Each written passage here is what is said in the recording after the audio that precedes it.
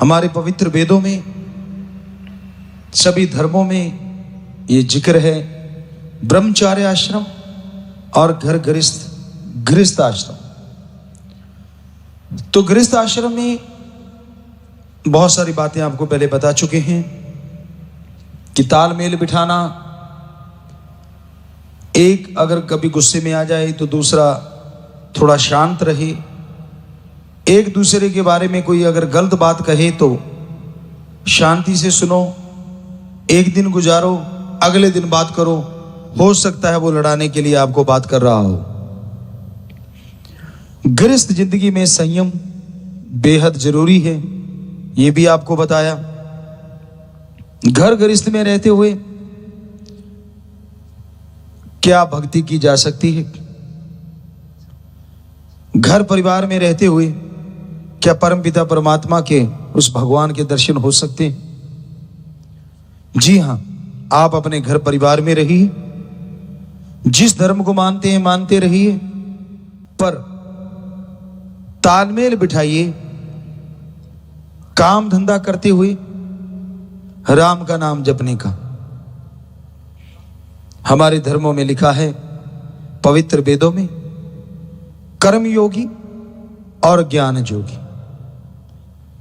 सभी धर्मों में यही बात आती है, हक हलाल की रोजी रोटी, अल्लाह की इबादत, 10 अनवादी किरत कमाई, वाहिगुरु का नाम जपना, हार्ड वर्क और गॉड्स प्रेयर। तो जो पवित्र वेदों में बताया सब कुछ वैसे हर धर्म में बताया गया, क्योंकि पवित्र वेद हमारे पुरातन है, सो हमने वहीं से शुरुआत करते हैं।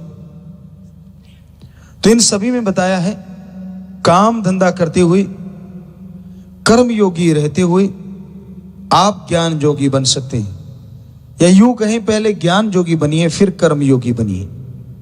अच्छे बुरे का ज्ञान हो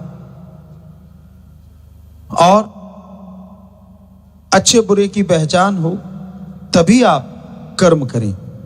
कर्म कोई भी कार्य है तो आप गलत भी कर सकते हैं अगर आपको ज्ञान नहीं, तो इसलिए ज्ञान होना जरूरी है। जब तक ज्ञान नहीं होता तब तक मालिक की कृपा दृष्टि के लायक आप नहीं बन सकते। ज्ञान के बिना कर्म सही नहीं है। ज्ञान जब होता है पता चलता है कौन सा कर्म सही है, कौन सा कर्म गलत है। तो ज्ञान जोगी होना कैसे संभव है? मान लीजिए आप कोई काम धंधा करते हैं, आप गाड़ी चलाते हैं, खेती बाड़ी करते हैं, आप बिजनेस व्यापार करते हैं, तो उसमें यह जरूरी है कि काम धंधा करते रहिए, हाथों पैरों से कर्म करने हैं और जीवा से ख्यालों से प्रभु का नाम जपना है। आप गाड़ी चला रहे हैं, हाथों से स्टीयरिंग, देखना सामने है, पैरों से क्लच ब्रेक दबाते हैं, एक्सीलेटर दबाते हैं। जीवा से तो कोई क्लच ब्रेक नहीं दबाते। चलाते जाइए गाड़ी और जीवा से ओम हरि अल्लाह वाहिगुरु राम का नाम लेते जाइए। तो ये है ज्ञान योगी के ज्ञान योगी और कर्म योगी के कर्म योगी।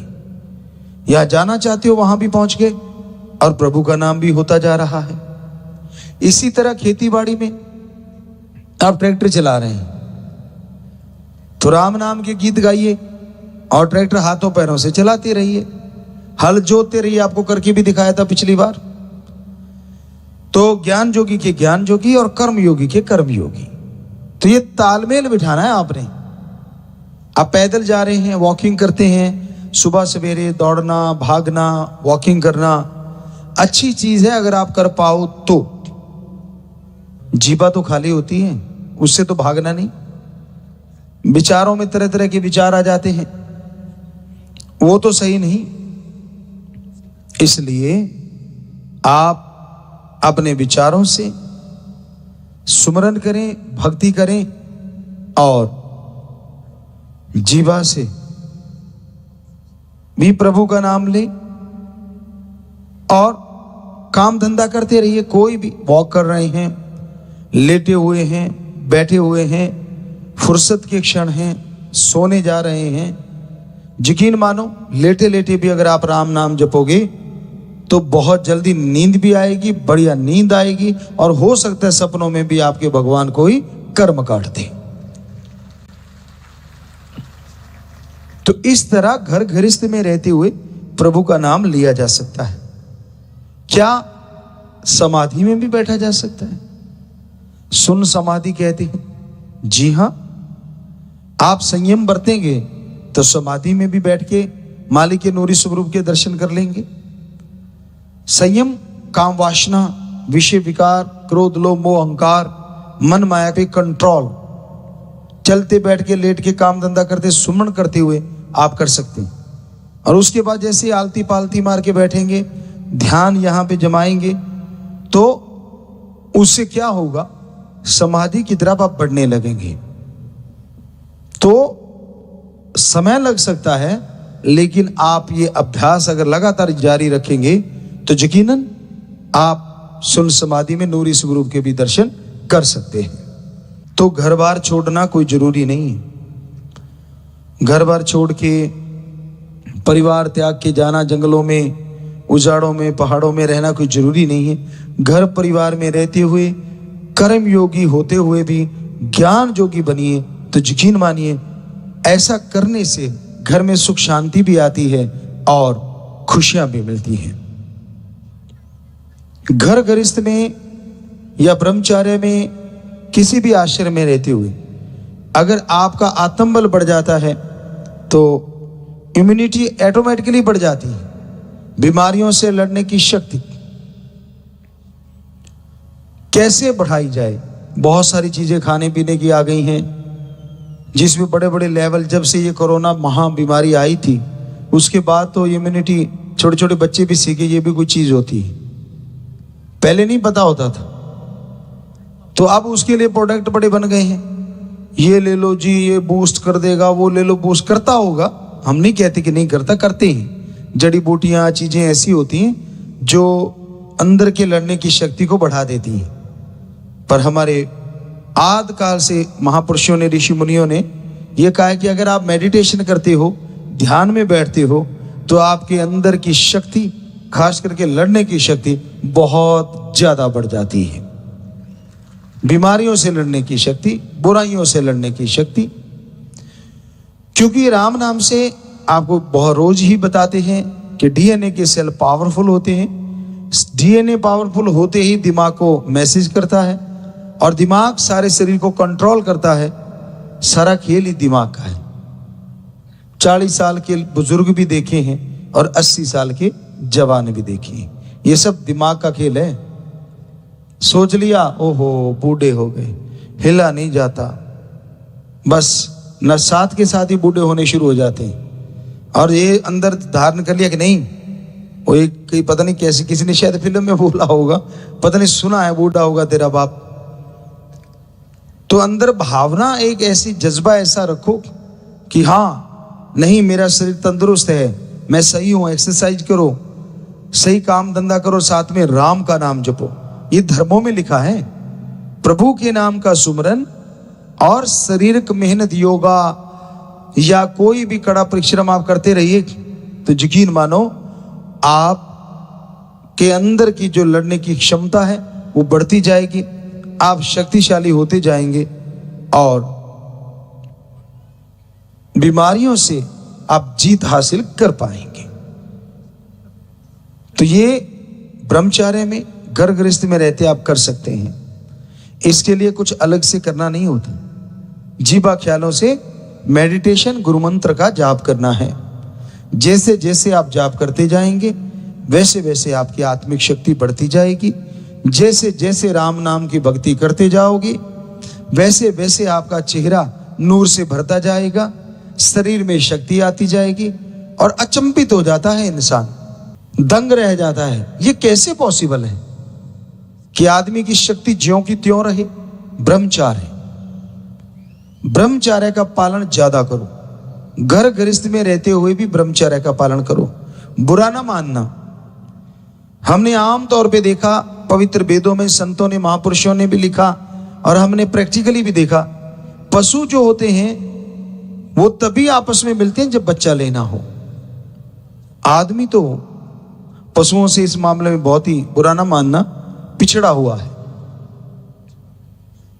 तो संयम, इसे कहते हैं संयम। वो संयम ही रखते हैं सारी उम्र। बस ये है कि कुदरत ने जब चाहा कि भाई वंश आगे बढ़ाना है, तभी वो आपस में मिलती है। लेकिन इंसान ने खुद मुख्तियारी की वजह से नए नए खेल बना रखे, नए नए पैंतरे बना रखे। इंसान भी अगर संयम बरते, घर गृहस्थ में रहता हुआ ओम हरि अल्लाह राम गौड़ खुदा रब की भक्ति करे, तो यकीन मानो वो बेइंतहा सुखी रह सकता है, बेइंतहा खुशियां हासिल कर सकता है, तंदुरुस्ती हासिल कर सकता है। तो ये अपने विचारों को काबू करना, अपने पे कंट्रोल करना आ जाता है राम नाम से। तो इसलिए भाई ये अंदर की जो शक्ति है, आत्मिक शक्ति है, जैसे जैसे बढ़ती जाएगी, बीमारियों से लड़ने की, खुद की बुराइयों से लड़ने की, खुद की बुरी आदतों से लड़ने की शक्ति आप में आती जाएगी। और जैसे जैसे ये बुराइयां आती बदलती जाएंगी, वैसे वैसे आप मालिक की कृपा दृष्टि के लायक ही नहीं बनोगे, बल्कि घर परिवार में भी आपके खुशहाली आएगी, तरक्की होगी। तो घर गृहस्थ में रहना पर संयम हो। संयम दोनों पार्टियों में होना चाहिए, पति पत्नी में। अदरवाइज ढांचा बिगड़ सकता है, अदरवाइज झगड़े हो सकते हैं, अदरवाइज रिश्तों में खटास, शक और पता नहीं क्या क्या चीजें आ जाएंगी और रिश्ते टूटने की कगार पे पहुंच जाएंगे।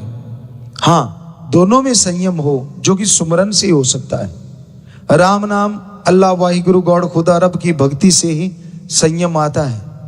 और संयम एक ऐसी चीज है जो बेइंतहा इंसान को खुशियां देती है। तो घर गृहस्थ में रहते हुए संयम होना ही चाहिए।